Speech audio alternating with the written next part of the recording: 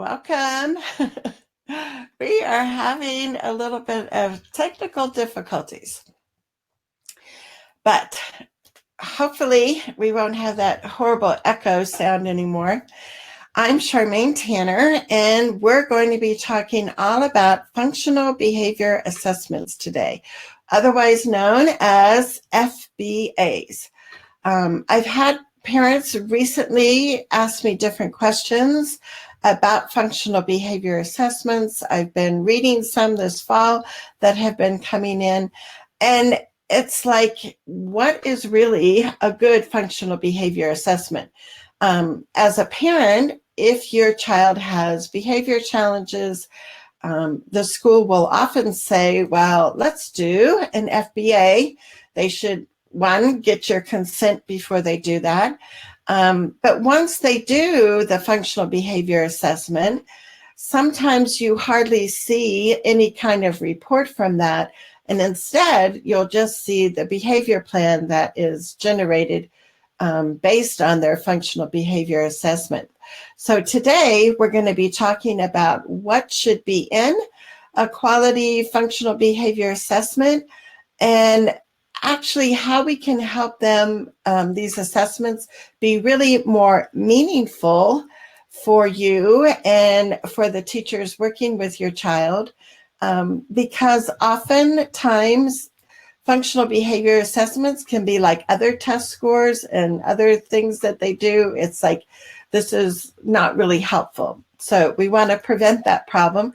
We want to get good information that's going to help your child. So one of the slides that I have here is what we usually see when people are doing the functional behavior assessment. So let me bring this up here. It says the 4 common functions of behavior, and they have this little mnemonic device, and it says everybody eats. And so they want you to know that E stands for escape, A stands for attention, T stands for tangible, and S stands for sensory. So most of the time, you're going to have an FBA, and they're going to come up with a function of the behavior. And they're going to say, the function of the behavior is to get attention, or the function is to escape, the function is to get a tangible reward, or the function is to meet a sensory need.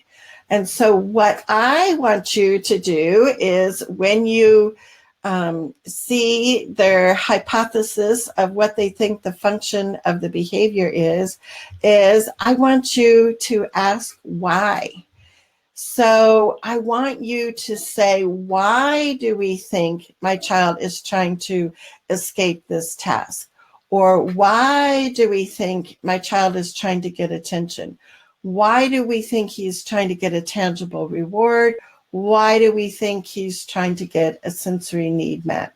Because I think that function is not enough.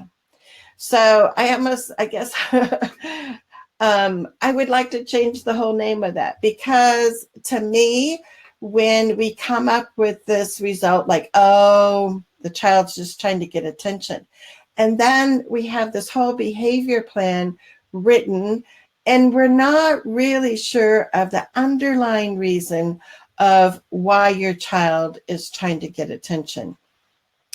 So ask why. Make sure that we talk about what that underlying message is. So for instance, if a child, they say that the function of the behavior is for your child to escape, or escape during the work, or avoid during the work, we want to know why, right? Because there can be several underlying messages. And we all know that behavior is sending us a message, right? It's communicating. Well, we got to figure out what that underlying message is. For students that, are refusing to do the work, pushing it off their desk, folding their hands and saying no, we want to know why. Is it because the work is too easy? And that can happen, especially when your child's being asked to do something that they've been doing for months. And it's like, I'm at my breaking point. I'm not going to keep doing this anymore for you. So if the work is too easy, that might be why they're trying to avoid the work. Or the opposite. Maybe the work is too hard and they want to avoid doing the work. Maybe they're trying to tell us with their behavior, I've been working really hard, for, 10, 15 minutes, and I just need a break here. So depending on what the underlying message is, that helps us figure out what ways we can support your child better. And then we can get a better behavior plan in place for your child. So Jean is with us, and Jean, let me take this one off here. And Jean says, often I hear that the underlying reason is it's a non-preferred task. And that's a pretty common response to parents that say, well, why do you think he's doing this? So again, I would want to go a little bit deeper and try to get clarifying information. So, when you ask, why do you think he's avoiding work? And then they give you the answer, because it's a non-preferred task. And then I want you to follow up with another why. Why do we think this is a non-preferred task? And stop and give them time to give you an answer.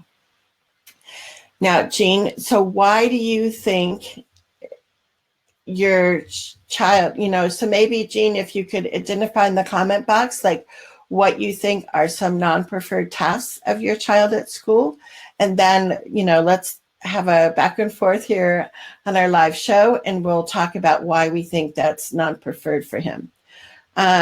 So cool. This is like interesting. So also, Venus is saying, me too, unwanted task.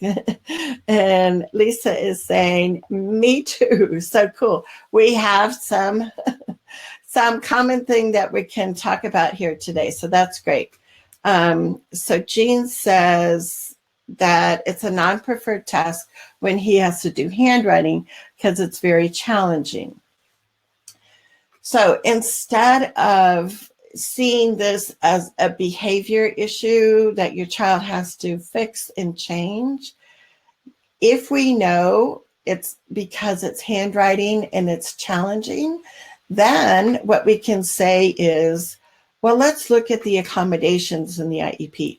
Do we have appropriate accommodations to help when he has to do something, with handwriting? So Jean, if you can tell us, what kinds of accommodations are written in his IEP for handwriting, because if they're not implementing the accommodations, then that's going to cause, some inappropriate behavior, some refusal to do the work. And so it's not really a behavior issue. It's really an accommodation issue, and it's follow through on the staff. So, let's talk about that for a little bit. So let me know what kinds of accommodations he has for handwriting. So Venus says, yes, not being taught the way they learn. And that's like a huge thing, right? So again, sometimes it can be helpful to have that functional behavior assessment, have them define the function of escaping or avoiding work, and then have a conversation like, so maybe instead of a behavior plan, maybe we need to go back to the IEP and look at what kinds of supports and services we're giving. Are we helping him learn through the best channels for the type of learner that he is? And Venus says that many of her son's behavior issues in school are due to frustrations. Exactly. And that's why we need to have a more in-depth conversation about behavior.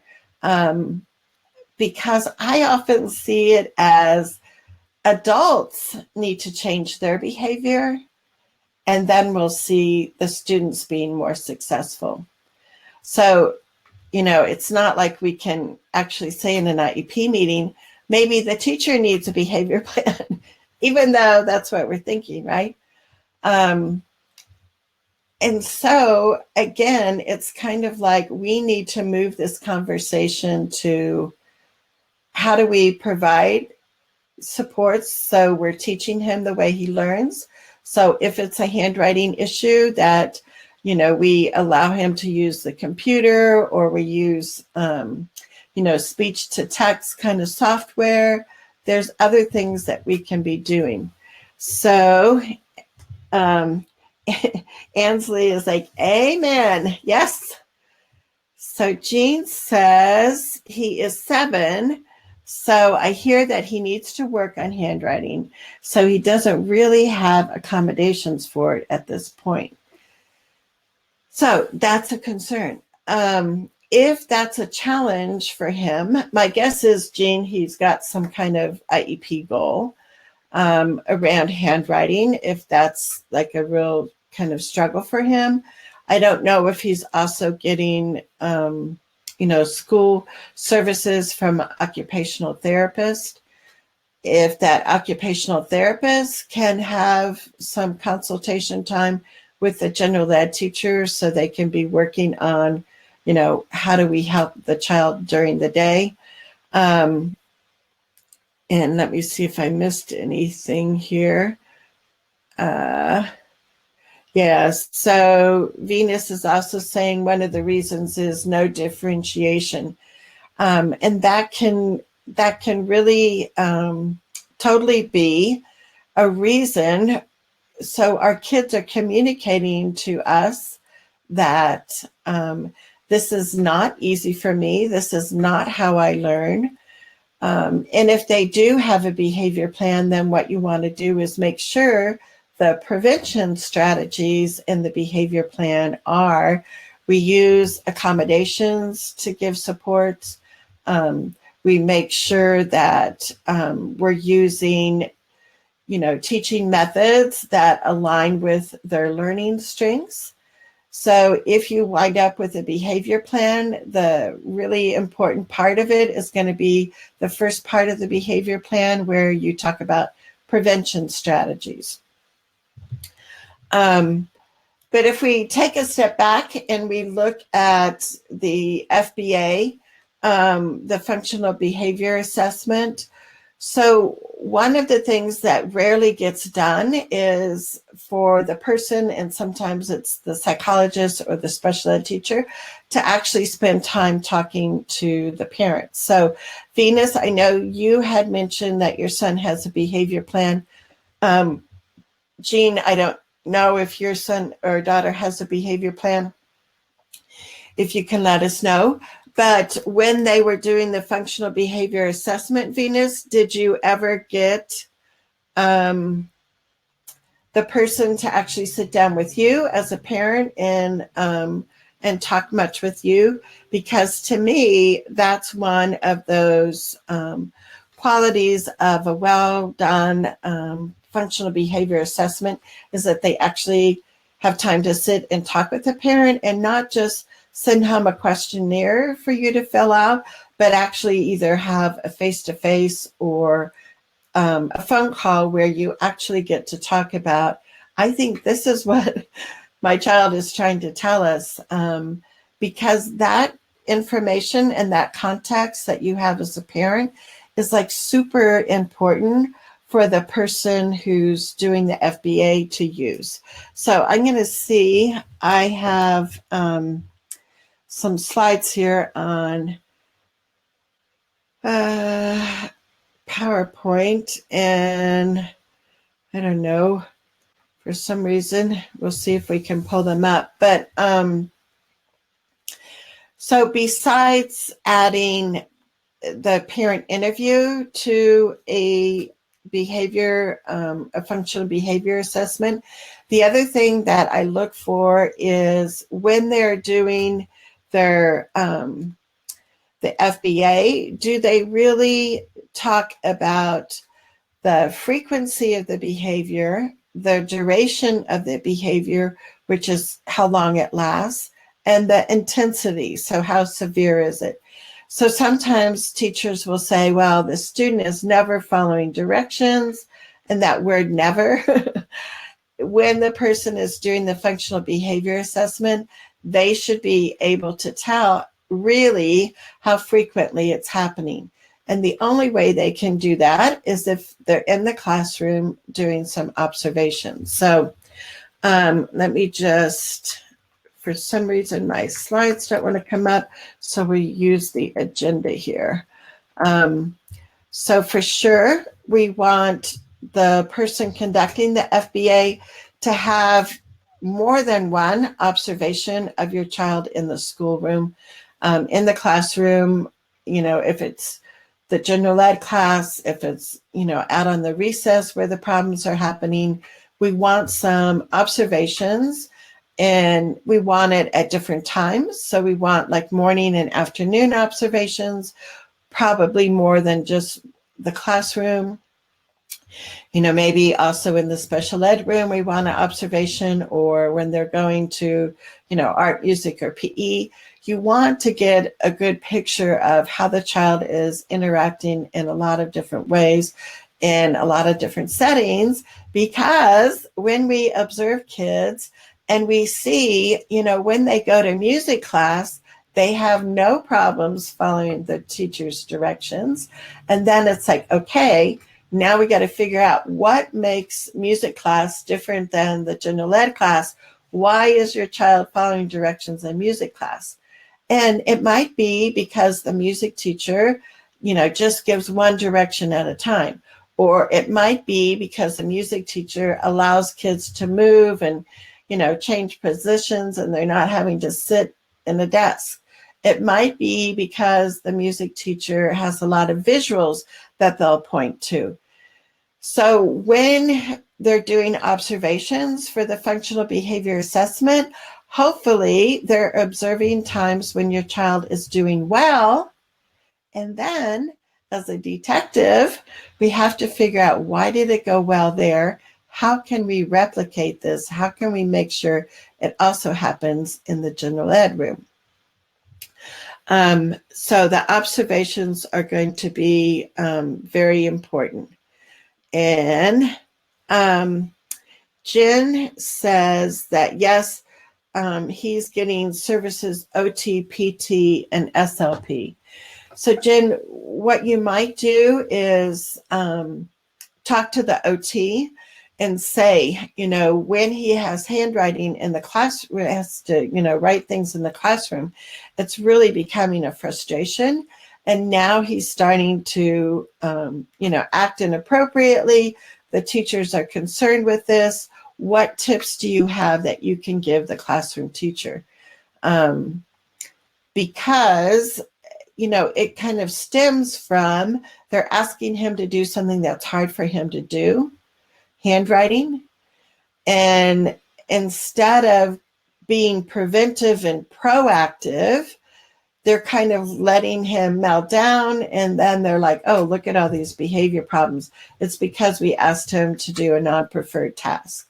Well, we not only asked him to do a non-preferred task, but we're not giving him the right supports so he can be successful with something that's not what he loves to do.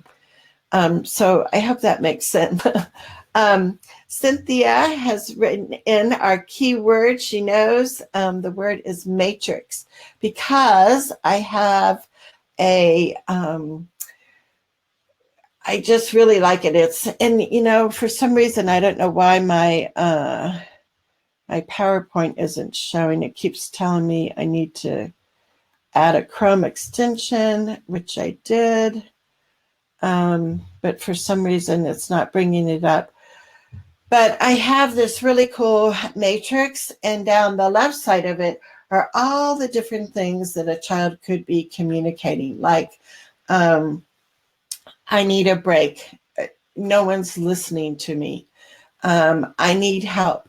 You're giving me too much help.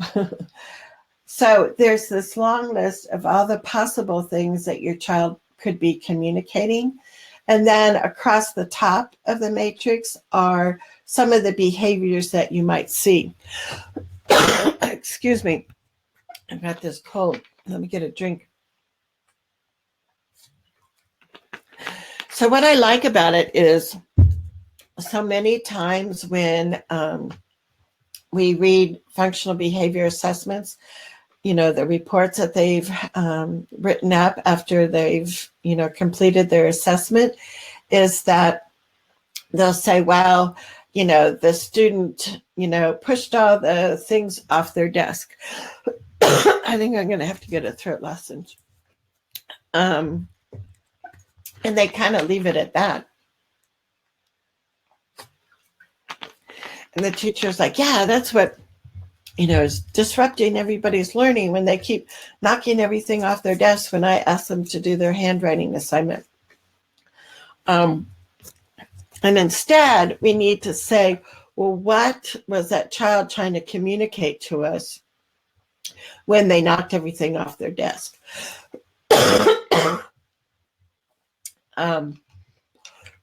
So if you'd like to get a copy of that matrix, it's called a communication intent matrix.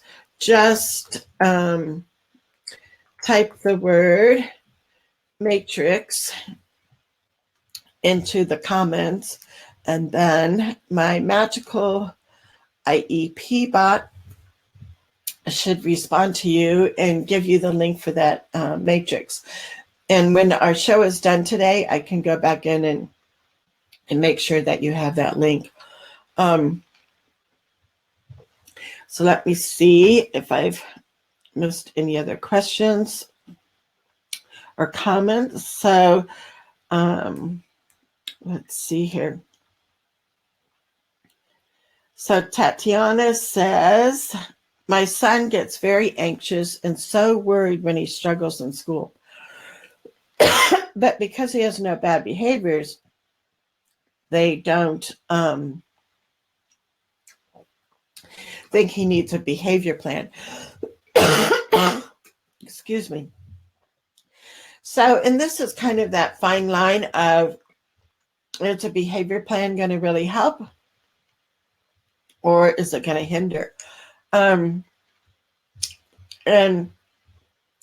sometimes it's only kids that do acting out kinds of behaviors that get noticed, and that the teacher will say, wow, look what he's doing. We need to make sure that, we figure something else out. The kids that are more withdrawn and that are feeling more anxious and worried, but they internalize it, and the teachers don't see any acting out behavior, sometimes that gets ignored. So when you're at your IEP meeting in October, Tatiana, that would be for sure something that you want to discuss. And say, it could be, for some kids, it's like they want to do everything perfectly. And when they get anxious about, like, am I going to be able to do this assignment perfectly? They spend so much time redoing it. It's like, it never gets turned in, or they don't get credit for it. So you need to explain different examples of what's happening with your son. So when you're at the IEP meeting, you can talk about that. And again, depending on the types of accommodations that are in the IEP, the accommodations could provide the support that he needs without having a behavior plan. But if you think a behavior plan would be helpful, then you can bring that up. Usually what they're going to do is want to do that functional behavior assessment before they write any behavior plan. But for sure, that would be a discussion that you can have at the IEP meeting. So we've talked about that when they come up with a function of your child's behavior, that just identifying, that they're trying to escape the task isn't enough, that instead you have to be asking why. Because what we want to try and do is get to that underlying message that your child is communicating through their behavior. One of the ways that they can figure that out is to observe in many different places. But another thing that needs to happen is that they take data, and this should be, objective kinds of data that they're taking. And some of the data, you want them to be able to identify how often the behavior happens, so the frequency of it, how long the behavior lasts. So if they're refusing to do work, does that last for, 2 minutes and then they get back to it? Or do they avoid it for the rest of the class period? So the duration is, 30 minutes. I mean, that makes a big difference. That's important for us to know. And then the third thing that you want the data to show is the intensity of the behavior. So, do they just put their head down and ignore you and, they're quiet, but they just won't do it? Or is the behavior more intense and they, start throwing things or yelling or crying or, stomping their feet or something? So the data should actually show you 3 different things: the frequency, the duration, and the intensity. And that can be really important. So let me see. So Terry is saying that Z has one. So, and Terry, I don't know how appropriate you think Z's behavior plan is, and when you meet in October for your meeting, if that's something else that you want to look at. And Tatiana says, but the anxiety towards the end of the year, it's almost like depression and withdrawal. And that's something that you for sure want to bring to the team's attention, because as a parent, we can pick up and notice those things with our children. And sometimes the teachers at school don't see those signs that we see. And so for sure, that's a conversation that you want to have. And and I know, Tatiana, one of your goals is to have so much of a better year this year than what happened last year, because you don't want your son going through the whole school year and feeling unsuccessful and to the point where they're getting depressed and withdrawn about it. Those are major red flags, and we want to make sure the staff is aware of that, and that he's getting the supports and the services that he needs so he can feel successful. That would be like super important. She also says that, or sometimes her son can be OCD, have that obsessive compulsive kind of, disorder. And that we experienced that for some time, which was horrible. And yeah, I mean, again, depression, withdrawal, OCD, all of those things need to be addressed by the IEP team.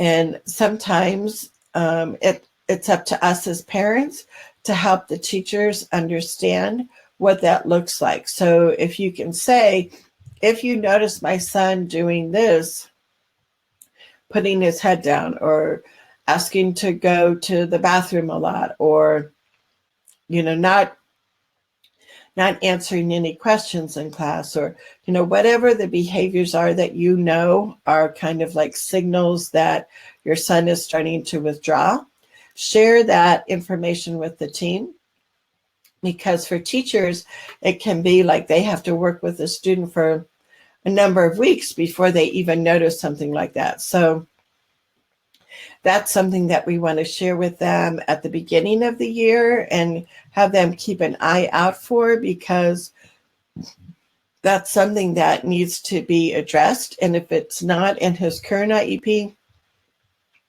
when you have your meeting, for sure, that's something that you would want to have in his IEP so he gets those services. Mindy is with us. Hey, Mindy, thanks for being here. She said, our FBA was done over several months, largely by my son's main life skills teacher. The BIP, which is the Behavior Intervention Plan, is used to have specific protocols across teachers and settings to help him get back on track. Still new to us, and I'm not sure how effective it's been. So it sounds like, Mindy, that if your FBA was done over several months, that they were, gathering a lot of good information. What you want to do maybe is, if you didn't get a written report from the person that did the FBA, is to ask for that report, because you want to make sure you understand the information that they captured. And then make sure when you look at a copy of the behavior intervention plan that what they learned from the FBA is really incorporated into the behavior plan.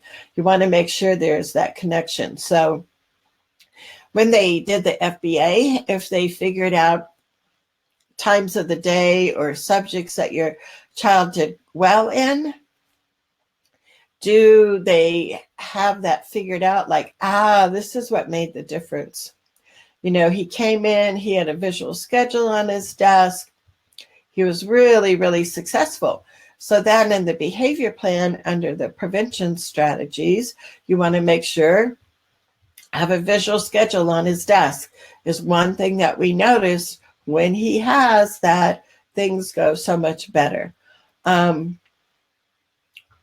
So what you want to do is, Mindy, look at the FBA, see what that written report says, go back and kind of compare it with the behavior plan.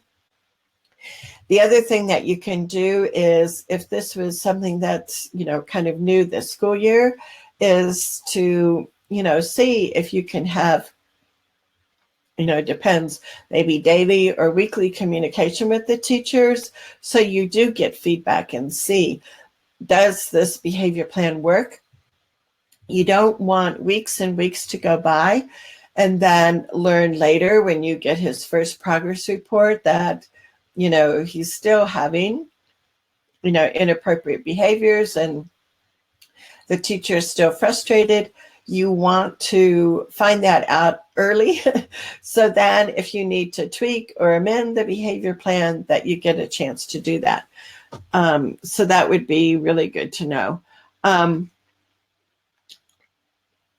Mindy also says that she would like the matrix. So hopefully when you type that in, you got a response from my automatic messenger, and I'll check at the end of the show if you didn't to make sure that you can get that. And Tatiana also wants the matrix form. So yes, hopefully you're getting that response. And Terry wants it. Ansley wants it. Lisa. And Donna is with us. Hey, Donna.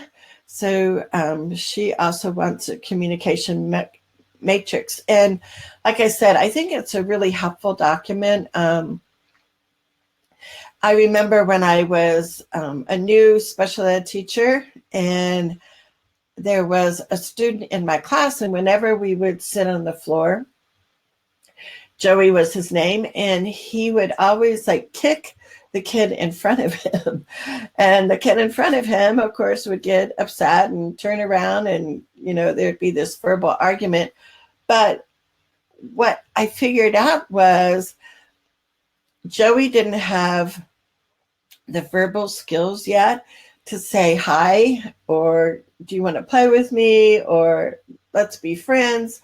And so what he would do is kick the student in front of him to get attention. The student would turn around and look at him, and Joey would just have this big smile like, hey, this person noticed me.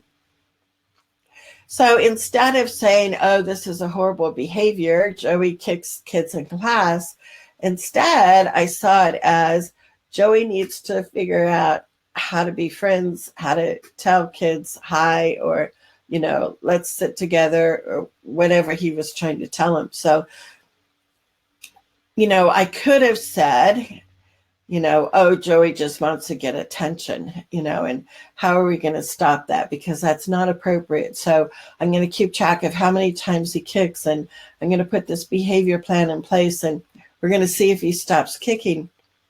Well, instead, once I knew the why, then it was like, oh, okay. So these are the social skills that I need to help Joey with. So that's just one example of, knowing the function of a behavior isn't enough. We need to know the message of the behavior and the why of what's happening. So Mindy says, oh, BIP equals behavior intervention plan. Don't know if these were generated in other states as a result of an FBA. Thanks. Yeah. Usually, if a child has a BIP, which is the behavior intervention plan, it's usually because they've done a functional behavior assessment, and now they want to put a positive behavior plan in place. Tatiana is saying, yes, her son is just redoing, and just is worried 24/7. And so, Tatiana, that is, it could be typical of kids on the spectrum where they're more of a perfectionist, and it's like, I can't turn this in until it's perfect. And that's something that the teachers need to be aware of. The aide that's helping him needs to be aware of. And, how we can help him understand that you can turn something in that doesn't have to be perfect. Or sometimes what helps kids is if we let them do something on their computer, and that, if they make a mistake, that's easier to go back and fix, or they can use the spell checker and feel confident that everything is spelled right. So sometimes using assistive technology can help the student get his assignment completed, feel good about it, feel like, yes, I can turn this in now. So that would be one thing to look at, is if they're allowing him to use his computer to get assignments done. And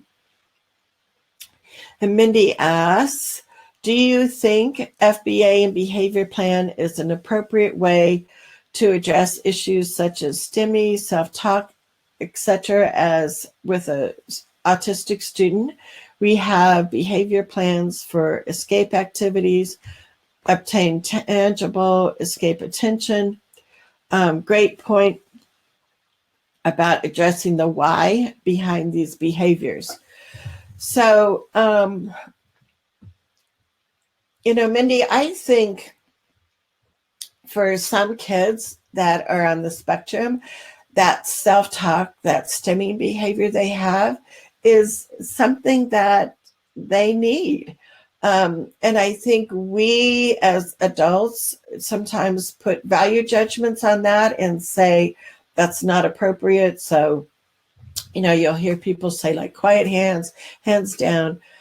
And I just come from the philosophy that I think we need to allow some of that for kids, because that's how they're coping. That's how they're trying to regulate the sensory information coming in. And so I wouldn't want my child to have a behavior plan to decrease self-talk or to decrease stimming. Instead, what I would want to do is say, let's look at this as almost the why behind it is because they're trying to regulate their senses. Now, is there another way that we can make sure that they feel like their senses are regulated? Do we have a sensory diet written into the IEP or on the accommodation page? Are we giving him time to have those sensory breaks before he has a meltdown? Because what I've seen a lot of times is teachers will, kind of wait until the student has a meltdown, and then it's like, oh, we should give him a sensory break. And actually, that's not going to be as helpful as if we use sensory breaks as something that needs to be proactive, something that is regularly done throughout the school day, to help them get regulated. And you can do that in a lot of different ways. It doesn't have to be like, oh, I have to leave the class and I have to go to the sensory room. I mean, it can be things like if your child needs that deep pressure, that proprioceptive input, it can be, every day at 9:45, the teacher gives your child a stack of books that they have to carry down to the library. Or, if your child just needs to get up and move, hopefully the teacher allows that in their classroom. If not, the teacher could give them a note and say, please take this to the office. And on the note, it could be like, so-and-so just needs a break. He's bringing this note to you. And the child has like an appropriate reason for getting up, walking down to the office, walking back. I don't know. I look at myself. I mean, when I'm sitting there working at the computer, a lot of times I'll have a paper clip and I'll be bending it back and forth. Now, nobody tells me, oh, Charmaine, you're stimming. Instead, I know I just fiddle with things, and that's part of what I do. So I think often adults do some kind of stimming behavior.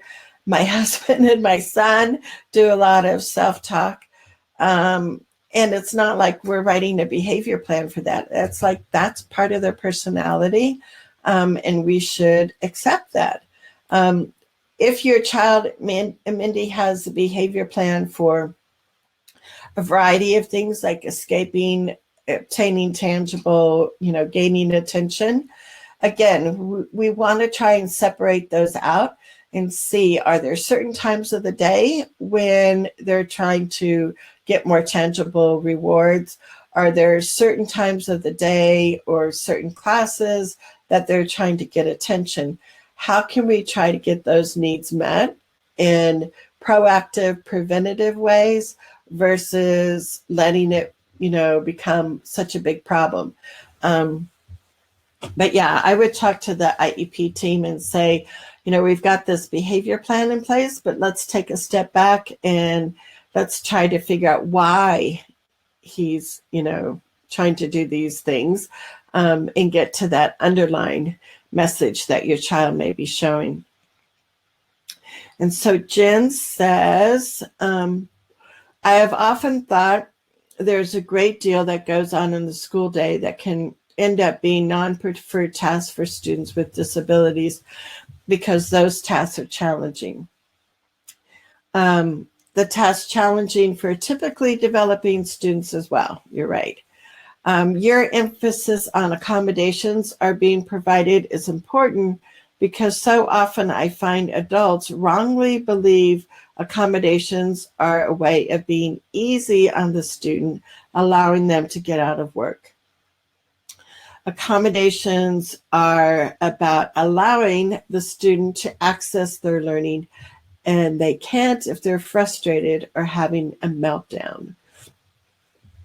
And I totally agree with you, Jen, that, sometimes people just have this perception that, if we give a child an accommodation, that's an easy way out. And that, some teachers are like, no, the student can learn how to do this. And that's why it's really important too, to make sure that all the general ed teachers, all the people that support your child at school know what accommodations they're supposed to be getting, and to explain that this is a way that your child can be successful. And it's not to like let your child slide, but it's, the whole concept of evening the playing field. And some accommodations are we change how we present the information to the student. So if a student is a real visual learner, that we're not just giving all these auditory directions that are going to be confusing them. Sometimes accommodations are how your child's going to respond or show the teacher what they know. So again, if the teacher assigns, your typical book report, everybody's got to, answer these 5 questions and, write a 1-page book report. And if handwriting is a challenge, if that's not your child's way, of showing what they know, that we want teachers to have the accommodation that he can also, do his book report through, an oral presentation to the class or through a PowerPoint. So some accommodations are how you present the information. Some accommodations are how your child shows what they know. They're still expected to know things and learn things, but they just will show you in a different way. And then the third major type of accommodations that we want teachers to have is how they engage kids, how they keep them motivated and interested in doing, learning at school. And those accommodations are not something that says, oh, he doesn't have to learn as much. That would be considered a modification. But accommodations are something that just help. I mean, when I drive, I have an accommodation. I use a GPS. I mean, if I don't have my GPS, it's like really challenging for me to get from point A to point B. So sometimes when you run into teachers that kind of have this negative attitude, then say, as adults, I've noticed I have accommodations. I mean, I wear glasses, and sometimes when I'm reading on the computer, I have to put my glasses on to see exactly what it is. But that doesn't mean that, I'm going to get a free pass from getting out of work. It's just a matter of, supports that's going to help me. So we're coming up on about our hour here. And so Venus says that I sound like Dr. Greene and his Lives in the Balance.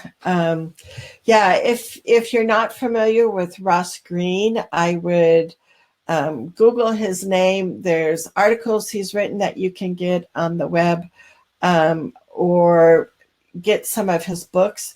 And, basically what he tells us is, kids will do what they can do. It's not like they're trying to, make somebody upset or angry. They do the best that they can.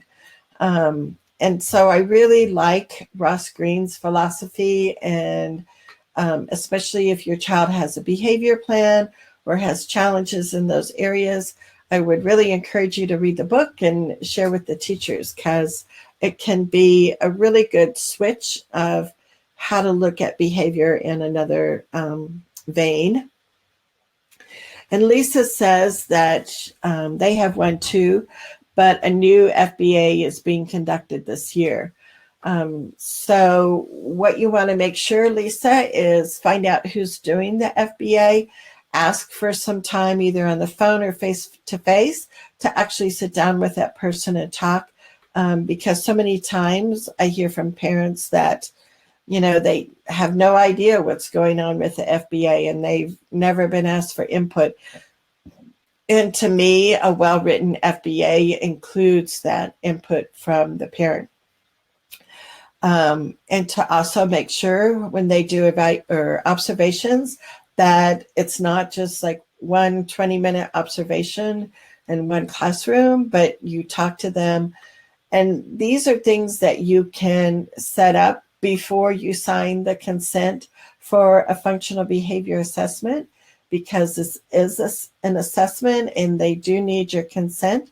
So, if the teacher sends home a paper and it's marked, they're going to do an FBA, and they want you to sign it and return to school, I would say no. Let's sit down and have a conversation. And I would have them write on that consent form exactly some of these things, like it's going to include a face-to-face or phone call with the parent. It's going to include, I don't know, 4 or 5 observations in different settings at different times during the day. And be really specific about the things that you want to make sure that is included in the FBA. So before you even give consent for it, there's an understanding and it's in writing what the FBA is going to consist of. So let me see here. So Mindy says she didn't get it. So I think she's meaning she didn't get the matrix link. And Mindy, I'll come back. I do have an afternoon IEP meeting that I'm going to with a family. So it might not be until this evening that I can come back and give you the link for the matrix, but for sure I'll come back in and get that to you. And Tatiana says, what they say in the IEP, when I bring that up, they would say he is better in small groups, and then where they suggest a separate environment, but that's not our goal. My son hates to be out of the classroom. And you know what I think, Tatiana, is like, this is really common that, when we say we want our son to be, taught with ways that he learns best. And one of the big rationales for pulling kids out is like, oh, you want your son to learn how he learns best. Well, guess what? He learns best in a small group. And sometimes they just say that without really having any evidence that he performs better in a small group. And also, I'm going to put up here so I remind myself, there's a really good article from Julie Costin. She's a professor at Syracuse University. And so I'm going to put this up here to remind myself. The other thing that I want to put in the link for you guys later tonight is this article that Julie did on disagreeing with and showing through some of the observations that she's researched is that there's less learning when the student is pulled out in the special ed room than there is when they remain in the classroom. So Tatiana, that would be a good article for you to have, and I'll post that later tonight. Let me see if I missed any comments. Jean says, yes, sensory breaks are supposed to be proactive, not very helpful as the meltdown is happening. Exactly. And I don't know why, sometimes that seems like a hard concept, but if you have a sensory diet in your IEP for your child as an accommodation, instead of just having the accommodation say sensory diet, I think it's more helpful if you can be specific. If there's certain times of the day that's going to be helpful is to put those times in. Or for some students, they need a sensory break before they do an activity that they're not very successful with or that they don't like very much. So if math is hard for them, for some students to take a sensory break before they have to sit down and do that math assignment is helpful. So in your accommodations, when you talk about sensory breaks, sensory diet, you want to have that accommodation be more specific. And you want to make sure that they understand it's to be proactive. It's to be before the meltdown happens, right? So we're getting lots of good comments here. Thanks for being here, guys. Tatiana says, yep, paper clips. My son came home with bandages from poking himself by accident. And that's the thing. And some of us just like those kinds of fidgets. And as our kids get older, we don't want, necessarily a push ball or something that looks real obvious. And so, different things like a paper clip, but now I have to figure out something without a sharp point, right, for your son. But those little things that they can have right at their desk can be really helpful. And again, if your child has a behavior plan, those fidgets can be written in the behavior plan as far as preventative strategies. Or if your child doesn't have a behavior plan, but they still need those fidgets and it really helps calm them down, then make sure that that's included in the accommodations. And then what you have to do is make sure that the teachers allow your child to use the fidgets and know that that's, written in the IEP, that they need to implement that and follow through with that. And Tatiana talks about, are there any quiet fidget toys that you recommend in the classroom? And so we can brainstorm about this, Tatiana. And what you want to do is you want to figure out, like for some kids, they want a certain kind of texture. And for some kids, it's like, that texture is like really like, it just like bugs them. So that's not going to be a good thing. I mean, for some kids, like a quiet thing is like silly putty, or occupational therapists have, I forget what they call their putty, but it's just kind of a thick, almost clay kind of thing. And for some kids, just stretching that back and forth, it doesn't make any sound.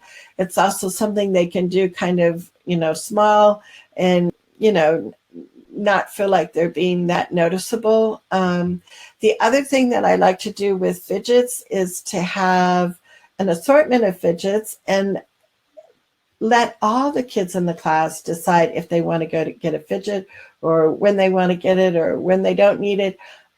Because I don't want to point out kids and say, oh, you need fidgets. Here's some fidgets for you.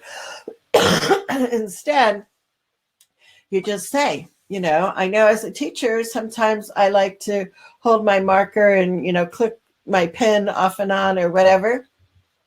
And so I know as students, sometimes you guys like to do different things. We have a basket over here. When you walk into class, if you think you might want one, pick one up, keep it at your desk, and just make it kind of this nonchalant, like, it helps all of us at certain times. Or sometimes it's not necessarily a fidget, but doodling. For some kids to sit there and doodle, during a class lecture is going to actually help them pay attention more, versus if they have to have their hands down and staring at the teacher the whole time. So these little things that you know about your child because you're their parent, you need to share with the staff and include that in the IEP. So then they are accountable for making sure your child gets those accommodations. And Mindy says that she hears about self-talk. He does get amped up and can sing or chant loudly, so sometimes does need a bit more of more support and proactive stuff to help him participate more with the inclusion group.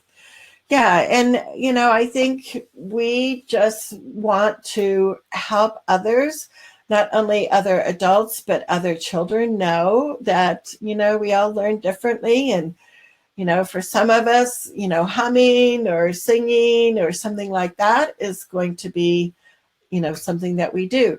The other thing that you could look at, Mindy, is maybe incorporating songs and chants for your child to learn new skills is going to be a way that he can learn that. And I don't know. I mean, it might just be a way for him to regulate. And it's like, nah, that's not going to work really to teach him. But, one of the things that I try to do is figure out what the child is showing me in the classroom, and is there a way I can tap into that and use that as a strategy for when I'm teaching them new things. Oh, and Mindy has a great idea for Tatiana. She says, what about oral motor chewy necklaces and such? My kid doesn't gravitate to fidgets, but he likes chewies and wiggle seats. Yeah, so, the OT can give you, or the teacher, one of these cushions that has bumps on it. For some kids, that works well. For other kids, more of the ball chair instead of a regular chair where they get some input. And again, if the teacher can have several of those in the classroom, so it's not like, oh, your son gets the wiggle seat or your son gets the ball chair. But, really, by having our children included in classrooms, it makes the teachers become better teachers, because it's like, ooh, guess what? Not just this child does better when he has a ball chair to sit on, but guess what? There's like 3 or 4 other kids in my class that do better. And so sometimes when teachers think like, oh, this is an accommodation just for this one student, and I have so many other students I have to worry about. But no, if you give that option to other kids, believe me, there's probably more than just your son in the class that could use some type of sensory input or quiet fidgets for them to be more successful during the day. And Terry says that she likes curriculum compacting as an accommodation. And for sure, this is really helpful that, instead of looking at this broad area of all these things that we have to cover with our science book or whatever, if we can look at like, how can we bring that together and really compact it and still have the child learn the skills, but do it in a different way. So, and sometimes you can also do this by, if the child can show you that he has the math concepts by doing 5 problems, then why are we making him do 20 problems for homework? So curriculum compacting can really help. Tatiana says, thank you, Charmaine. I wish I knew you a few years ago. I know. And, it's like we do the best we can with what we know. And so now we're learning new things. I'm always learning new things when I work with new families. So yeah, it's that process. So just make sure that you give yourself credit, because you're doing a wonderful job right now. And Mindy says, thank you also.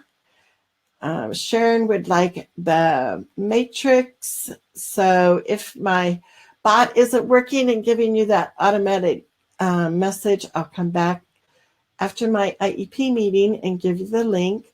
And Tatiana says that he does have chewing gum and a cushion seat. So she says, thanks for reminding me about the seat. It's not been used this year. So yeah, for sure, you want to make sure that they start using that again. So we've had a kind of jam-packed live show here. I just love the comments and questions, and thank you for being here live. It makes it so much more meaningful when I can answer your exact questions. And so I hope if you have somebody recommending a behavior or functional behavior assessment, that you will make sure that you share with the staff that the function is not enough, that we need to know what that underlying message is. So I'm Charmaine Thaner. I'm a parent, retired teacher, and advocate for families. You can always catch us live on Thursdays at noon Mountain Time, and we cover a variety of topics. And when you can be here with us live, it's just fabulous, because we get to actually have conversations back and forth. So I really appreciate you being here with us. As parents, I know you're doing an awesome job, and I just want to give you that encouragement that what you're doing is exactly what your child needs, and just to keep on keeping on. And until next Thursday, have a wonderful weekend and a great start to your week next week. And we shall see you then. Take care.